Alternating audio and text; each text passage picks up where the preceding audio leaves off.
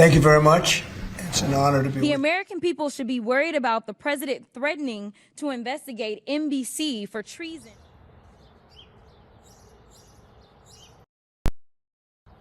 So when you look at the two parties,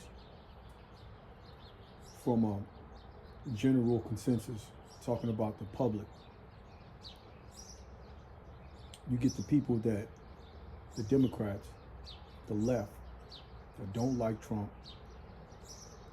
And when I hear the right, which is the Republicans, when I hear them speak about policies and they're having diatribes, rebuttaling each other, going back and forth,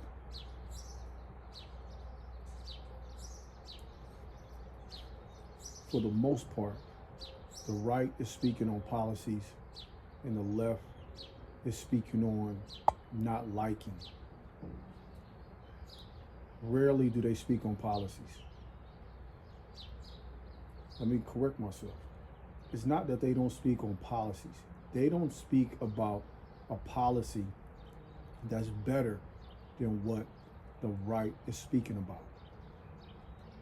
So what the left is speaking about is stopping a Trump policy.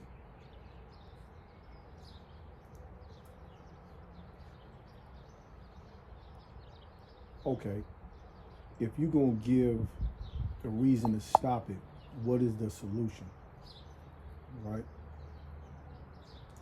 It is beneficial for the public to have a solution.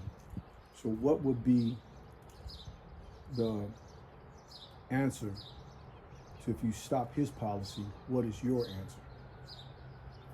And the general public seems, in a, on a general level, to miss this whole point.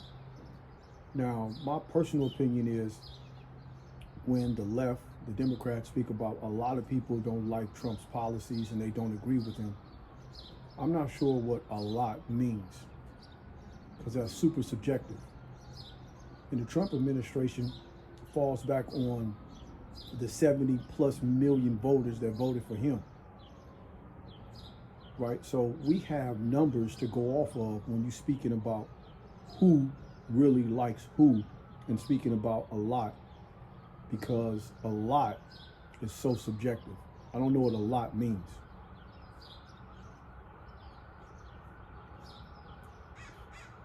Also, people don't do their own research.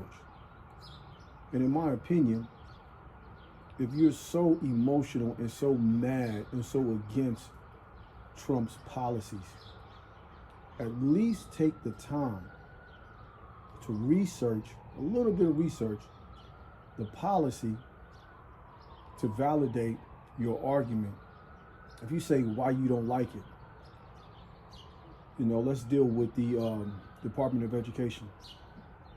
You got a lot of, I'm saying a lot, right? We as people, we always say a lot. That's the other thing, right? I say it too, so I'm not going to omit myself from saying a lot too. I try to catch myself from saying a lot. So with that being said, you have people on the left that say that, and I'm not the left in terms of just general people, not politicians, the general public, that Trump is going to stop college grants and giving kids financial assistance for various educational purposes.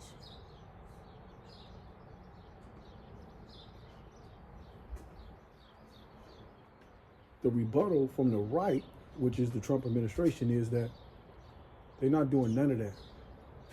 They're not stopping the grants. They're not stopping funding educational necessities. So who's telling the truth? For me, on a general sense, they all be full of shit and all have political jargon. But you should expect that coming from politicians. But still, it's some truth in there. So that's my advice. And I'm using the Department of Education as an example. If you really, really are against it, and you have arguments, your arguments should be based on fact and something, at least one, I would say 3 points that you can point out and say, I went through hit and miss through the policy on what Trump is promoting, looking to pass, and it's going to affect this, it's going to affect that. Not just talking points, excuse the airplane's noise. Not just talking points, right? Because the talking points don't mean that it's true.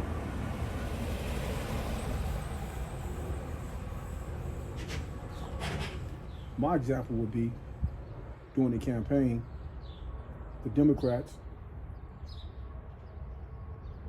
were promoting that Trump is trying to take over women's bodies and he's going to stop abortion and all the above. And he was saying that he wasn't going to do that. He was going to put the power into the state, into each individual state, and whatever they voted on, that would be their policy that they would follow within a state. The federal government won't be the ones telling you yay or nay. Now, nobody is speaking about abortions because he didn't do nothing, right? So again, are you listening to talking points, or are you doing the very minute level of research to really know what you're speaking about and having a foundation to stand on with your argument to sound intelligent and to sound mature, instead of arguing and firebombing cars and doing all that weird shit? Get your argument together and it'll be more better received instead of being emotional and acting like children, man. That's my build. That's my advice. I'm gonna be touching on these political issues because I think that I have a real good connection. I have a real good stance on reaching people on how I grew up, to digest and to break down this political bullshit in bite-sized pieces that can be understood in the hood. Bars. So I'm gonna be breaking this down, and we're gonna be building.